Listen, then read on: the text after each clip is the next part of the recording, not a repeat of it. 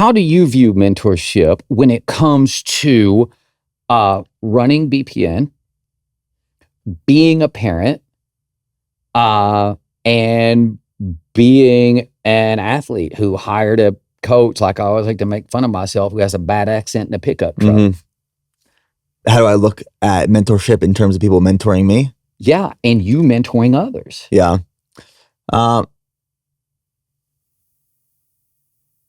So there's this verse in the Bible, and off the top of my head, I can't remember what book or chapter it's from, but it says, it might be Ecclesiastes, when the axe is dull and the edge unsharpened, more strength is needed, but more skill is required.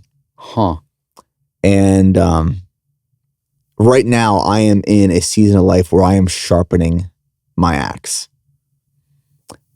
in terms of preparing for this next chapter of life, being a parent, a father, a husband, being a leader in the business.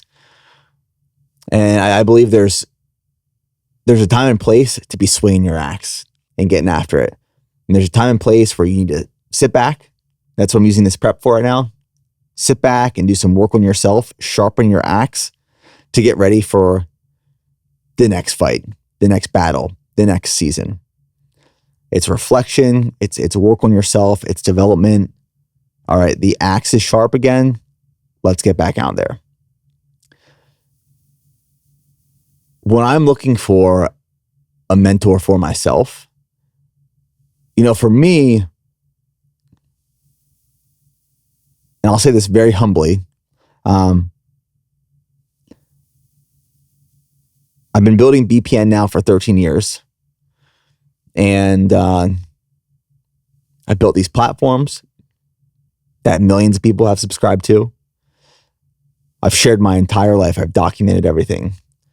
And sometimes, quite often, when people come into my life alongside of me, I have a lot of yes men, a lot of people who will tell me exactly what I want to hear. Yeah. And that's unfortunate because I know what I know. I don't know what I don't know. I don't want someone coming in to help and support me who's just going to tell me what I want to hear. Yeah. I want someone in my life who's going to tell me what I need to hear. And I believe, and this is why I say this humbly, I believe that some people are afraid and intimidated to do that with me, most likely because they are on payroll within my organization. When I'm looking for a really solid mentor, I want someone to give it to me straight.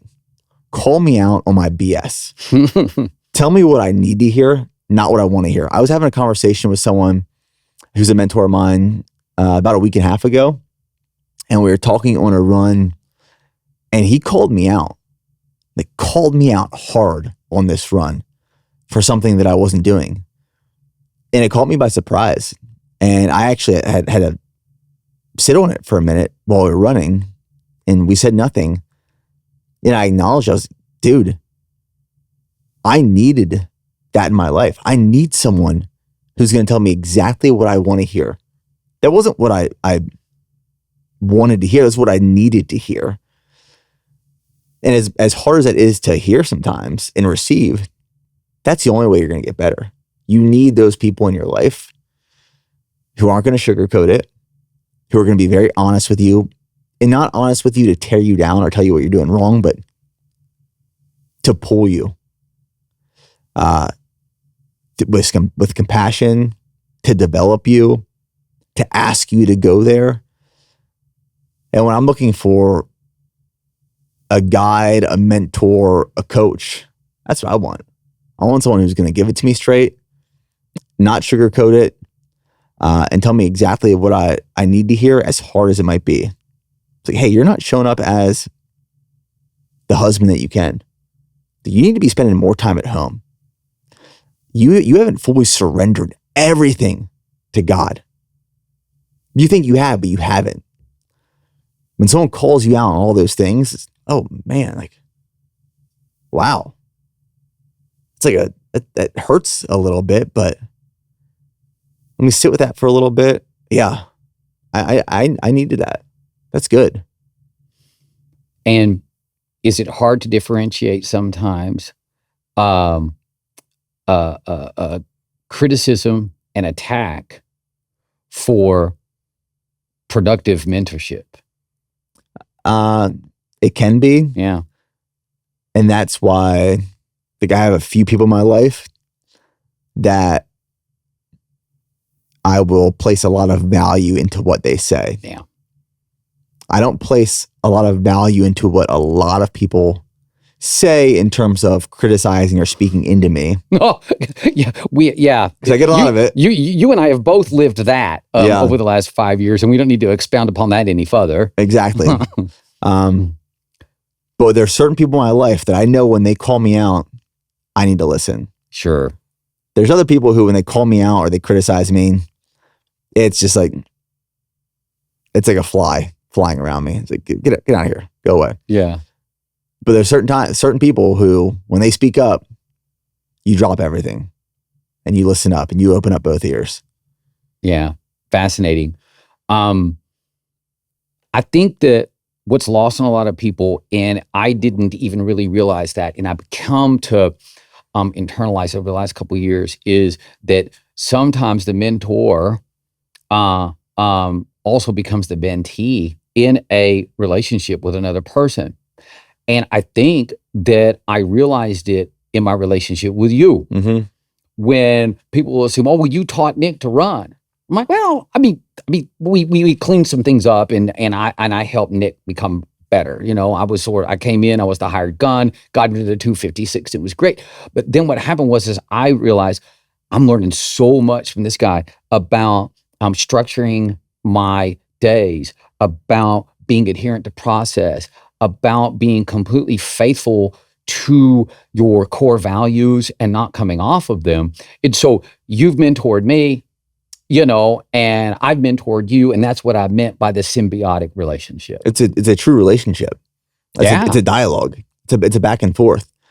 It's awesome. Yeah, I love it, and that's the way I view leadership as a whole.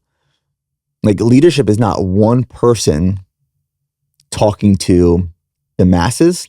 It's not even one person talking to another person. It is a conversation. It is a back and forth. It is truly a dialogue. And I completely agree where the mentor-mentee relationship can go both ways. Mm-hmm. And I think that the best mentor-mentee relationships do go both ways. You both grow through the process. I mean, if I'm a mentor to 10 people, for example, and I'm not growing at all, I'm not getting any better at being a leader or a mentor. But the best part about leadership is that when you invest time into individuals, and you can't invest a lot of time into a lot of individuals. I mean, when you invest time into individuals, you grow through that journey and that process. You both do. And if you're not, and you just perceive yourself as a mentor, and then you have 15 or 20 sycophants out there, it's my opinion that it breeds arrogance and self-aggrandizement and a lot of negative attributes in you, perhaps unintentionally. And I'll say you, I mean the generic person. Yeah, you have a wall up where you're not willing to be teachable and coachable yourself. Mm-hmm. And every person in every situation and circumstance is unique that you can learn from. And if it's a one-way relationship and you put a wall up where all the response and feedback comes back and it bounces off that wall, well, then you can't help the next person in any more of a meaningful way. And you're probably just running this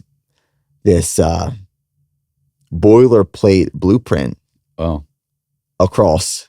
I mean, this is like the playbook for most like online entrepreneur coaches. It's like the boilerplate blueprint of here's this success program to get to 8-9 figures in revenue. Yeah. That's not mentorship. That's not coaching. It's not even a relationship. That's just selling a program.